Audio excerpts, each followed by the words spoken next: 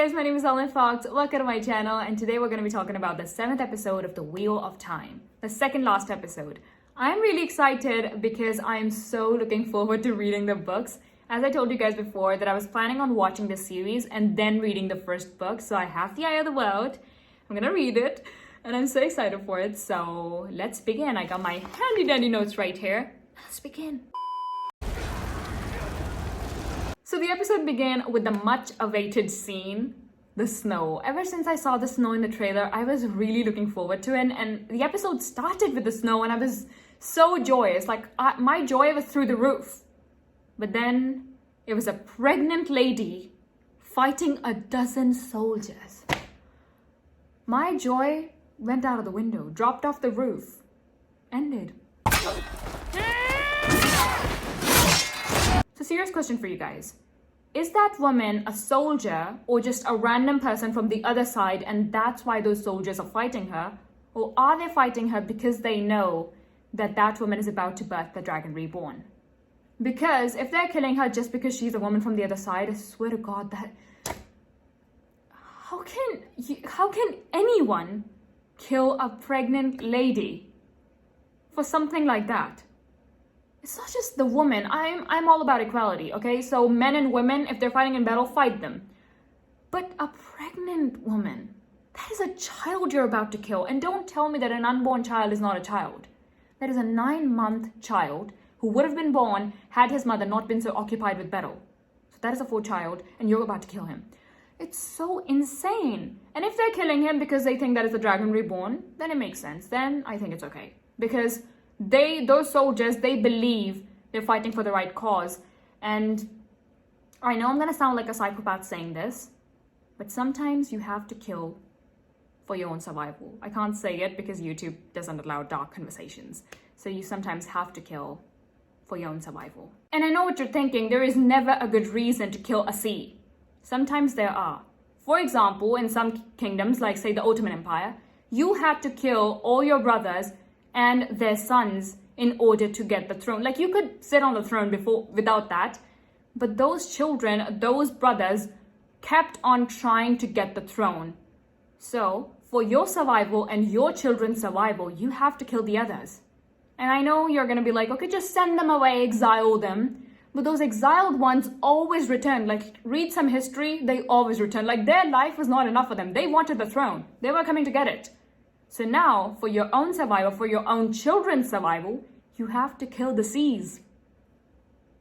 And I'm really trying to justify this right now because I have, in one of my books, killed a woman who was pregnant with triplets. Because if those triplets had been born, a lot would have happened. Read my book, Cavities on a Stick, available for free. What did you make it for him? You know the darkness in him. There cannot be any use of the one power within the ways. Anyway, let's talk about Moiraine Sedai and how I have grown to hate her. Because that woman cannot utter the truth for the life of me. What is wrong with her? What is her bloody problem? Instead of telling them that we should not channel in the ways, she goes on and on about Matt's darkness. What's the point here? You're supposed to make these children trust you, make them willingly come with you. What are you doing? It's so wrong. I mean, Loial went ahead and told them, but Moiraine did not. It was Moraine's responsibility to tell them about this rather than going on about Matt's darkness. That's my job. I drag Matt through dirt, not you, Moiraine. We can't just leave him. We didn't leave him. He left us. There is a difference, Randall, one you do not want to see. It's almost like having a mutual breakup or getting dumped. And Matt dumped you. It was no mutual breakup. It was dumping. And fruit trees once thrived on every island. God, I didn't want to mention this, but I think we have talked about so much hatred and so much darkness that now we need to talk about Loial and how adorable he is. He's such a talker, and he doesn't just talk about how fine the weather is. No. He has read so many books and he's still fascinated by humans and how things have changed. And he's like probably 90 years old, but still a child. Somebody told me that in the comments, that Ogiers can live a long life and even 90-year-olds are like considered rather young. So he's like so adorable and so fantasized by the world, and he tells you about the books he's read, and it's it's like talking to a child when they tell you about the things they're learning in school, and sometimes they even tell you things that you don't know, and you're like, wow, Loyal, good job. You were scowling. I bet I'm pouting. I never thought I'd say this, but Alan Mondragran really is a fancy name for a shitty horseman. Homeboy is dumb. Tell me what whisper in the air compelled you to think that Nynaeve would ever pout? There you go, broke now. 3 silvers broke. There's something following us. Very poor choice of words, Lan. Because the person is not following you, they are ahead of you. That's how they managed to destroy the guide before you could reach it. If they were following you, you would have reached the guide before they did, you know? It's like basic common sense. Presenting Lan with his cloak. Every time he puts on his cloak, he like immediately seems like a bad person, like he's about to sell you drugs or something. Go! Quickly! No, not quickly. One wrong step and you would be falling for I offended you. You and your companions are welcome here as long as you wish. This ruler is a very well-written character. Because in the beginning, he was, kind of arrogant like most powerful people are. He was like, okay, Moiraine, I have an army. They are fighting the Trollocs better than you are, the Aes Sedai. And he wasn't really letting her talk. But as soon as she gave him a piece of information that was actually good, something he didn't know, something he needed, he immediately was like, I'm sorry for cutting you off before. And you are welcome here as long as you want. So he did show that he's a good person. They did show us that he is a good person. But in the beginning, if he was like, oh, hello, Moiraine, do you have any news for me? He's not supposed to be like a puppy. He's supposed to be like a wolf, attack you. But when you give him meat, he's like, okay, I'll let you live. During the first episode review, when the Trollocs attacked, I said that the merchant smiled and simply walked away. Also, why does this merchant seem to be rather enjoying himself? It's almost as if he's a part of this. He's rather sus. Back then, I didn't know that dark friends existed. So I was like, okay, this is just shady. And somebody actually commented and they were like, oh, Nynaeve, you're just delusional. The merchant is a good man. What was he doing in Tarvalon? What is he doing here now? I told you he's a bad person. And while your power may not have been strong enough to become one of us, I hope I might still trust your discretion. An empty ring. That could either mean that she was stilled or that she trained to be an Aes Sedai, and when you're training, they give you the ring, and after you become an Ajar and you choose a color, they give you the stone. It might be that. Or maybe she was stilled. You know what I love about this series so much? Is that they are so diverse. Like, they showed us Tarvalon and the flowers in the spring and just so beautiful. And then they also showed us towns that were like rather underdeveloped. Like, they were living in sort of like camps and there was mud everywhere and pigs and stuff. And now they show us another developed city, but it's not as flowery as Tarvalon. So it's so, and then there was the 2 rivers, Beltane, and that too, it was better than, that town where we met Dana. But that town, it wasn't as developed, but at the same time, it was like sort of clean and the houses were a little more well built. So to have this much diversity, which is currently happening in the world, there are some countries that are completely developed. There's China, there's America. And even though China and America, they're both really developed, they're still different. So Tarvalon and this city right now, they are both really developed, but their vibe is different. So to see this kind of diversity, it's just so amazing to see everything being represented, to show that the world isn't completely a dark place and neither is it is a completely bright place. Paddenfane's dead. There was also a rumor once that you were dead, Nynaeve. Now what are you doing here? Playing nursemaid? Never believe a person is dead as long as you don't see the dead body. I'm going to give you a little example of why you need to make sure that somebody is dead and why it is important to kill Cs. Just watch this clip first.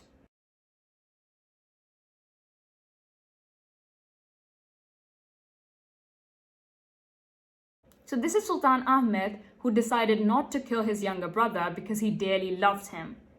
And he was away on war when his grandmother decided that she is going to get him killed and crown Mustafa as the next king. So when they crowned him king, right then, Ahmed came in and he was like, okay, what the heck is going on? So yeah, that's why you have to, and then he beheaded a handful of people. So that's why you have to make sure somebody is dead and then you crown someone king. And that's why you have to kill your younger siblings, because they otherwise they would come for the throne. And fun fact, people tried to crown Mustafa king so many times that ultimately he went mad. He actually became the king twice. It's insane. But he managed to become the king twice. And even though he was a madman and Nynaeve was a wisdom, still Mustafa was smarter than Nynaeve. Because when he became the king for the first time, he made the guards open the coffin. He was like, I am not sitting on that throne until I make sure that my brother is dead. Once he saw the dead body, then he was like, okay, I'll sit now. So, make sure that the person is dead. The way of the leaf is simple. Do no violence. The Tinkers, I really miss Alan. I really hope he's alive. And the redhead is rocking a baby. A baby! That does tell us that Rand will live to have a baby, or at least hold a baby. But I know for a fact that Rand would live. We know that they are not going to be able to defeat the Dark One. It's just the first season. But I still think that Rand will continue to live for at least 5 seasons. I really hope so. She's going to be your downfall. Oh my god. But what did we expect? This affair is going to be the downfall of both of them. But she knows. She knows. And I know she knows. She sees glimpses of the pattern, the future. Finally, Moiraine decided to tell them the truth. Thank you, Moiraine. Thank you. Finally. And where is Loyal? Throughout the stay at the castle, they did not show us Loyal. How rude. I want to go to the Eye of the World because if there's even a chance she's right, then it's worth it. Even if there is 1% chance that Moiraine might be right, we have to take it as an absolute certainty. And if we believe there's even a 1% chance that he is our enemy, we have to take it as an absolute certainty. Don't let your pride stop you from doing what you know is right. Thanks, Egwene. Thank you for talking some sense into her. You've never thought much of him, have you? Rand. You never gave him a chance. Rand really had this argument knowing full well that he's a dragon. But people do that sometimes. When you're about to do something that is really stressful, but the environment is not stressful, you're like, okay, why are we not fighting? Let's have an argument. This is what my family does, especially my mother. When everything is going smoothly, when it shouldn't be going smoothly, we're about to go to an event and everything is going smoothly, she's like, okay, where are the bobby pins? I'm like, Mama, you don't even need the bobby pins. Please, don't try to be fussy just for the sake of being fussy. And then she laughs and she's like, yeah, I'm just nervous.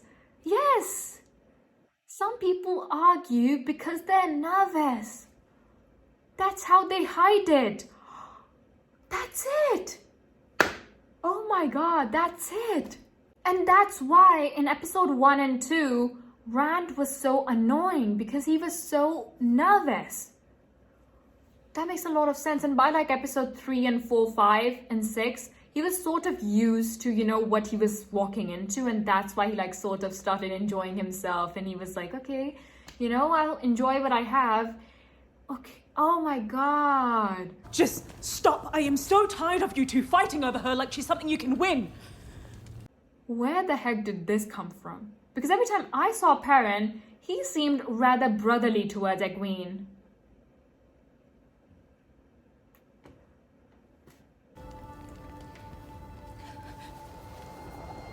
Finally, some braid tugging. What is it? Nothing. She lied. She should not have been able to say nothing because there is something bugging her. This is Nynaeve.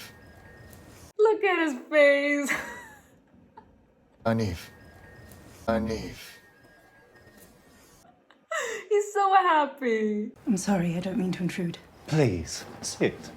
Nynaeve never means to intrude, and yet she always does. I'm sorry. I didn't mean to intrude. Here, child. Let Nynaeve sit down. Always moving the child. These freaking family members won't let you eat in peace. I am the youngest in the house and they always move me. I'm like, am I not a human? Am I not eating? Let me eat in peace. And she likes you a lot. It's because I always bring gifts. I swear to God, kids love you for gifts and that's it. Nothing more. The other day, my 5-year-old cousin was like, you know, you don't visit us anymore. And I was like, do you miss me? He was like, no. Every time you came over, you would bring cookies and chocolates. I haven't had them in a while. I was like, oh God, I'll just send you some. Like he wanted nothing to do with me. Just the cookies and the chocolates. Thank you for including me tonight. You didn't give me much of a choice. Alan Mondragran, a man of manners. They showed his undressing in so much detail, I was like, maybe a Trolloc is about to attack from the window. Alan Mondragran, who goes to sleep without locking the door? I understand you must have excellent reflexes, but even I can kill a man in his sleep.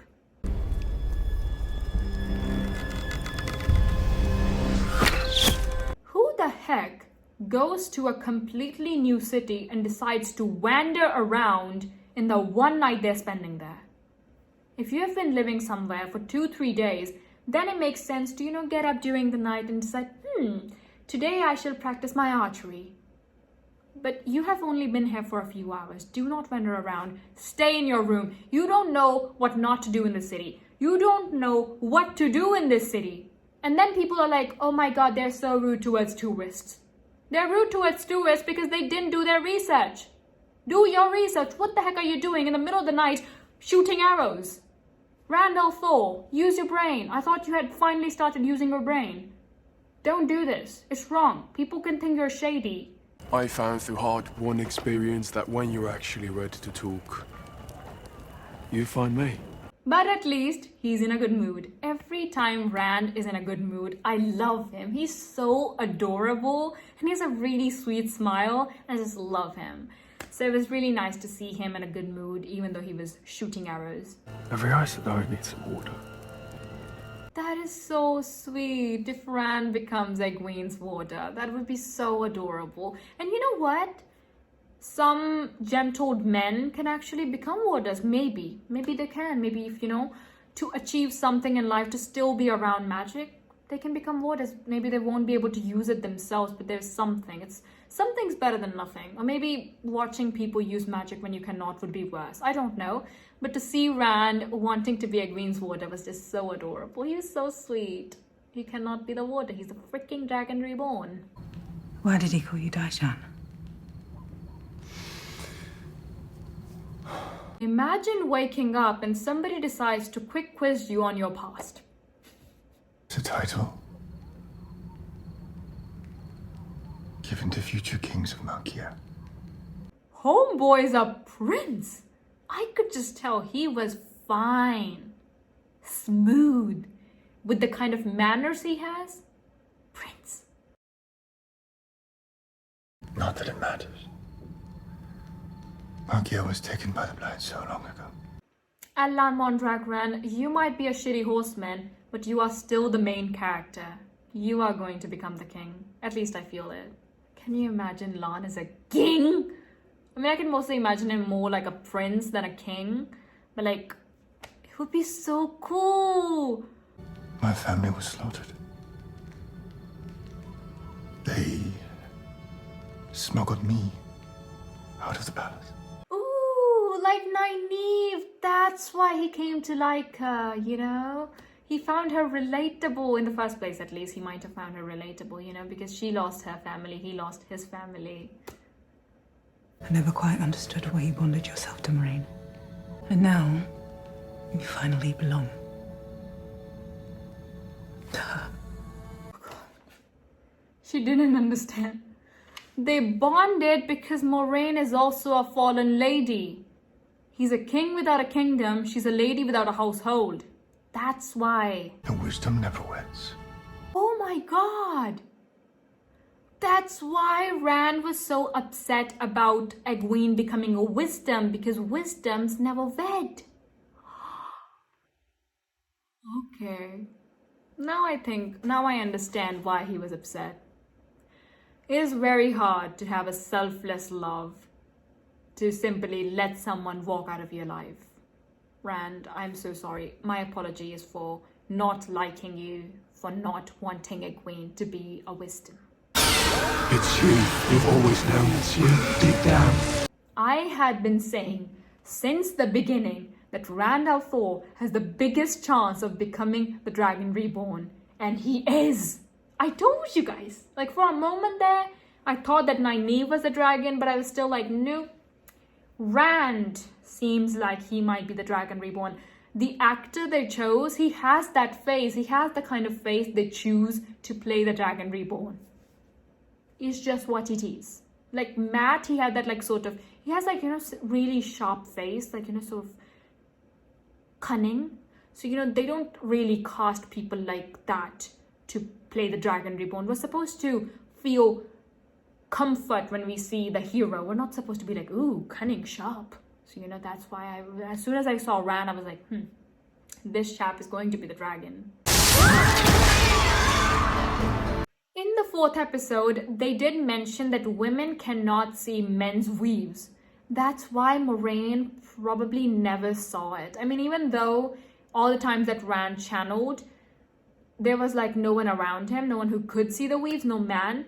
But it's, oh god, this is good. I like that they put in these little details in the show. In the 8 episodes they had, they still managed to give us some details and then give answer to those details. So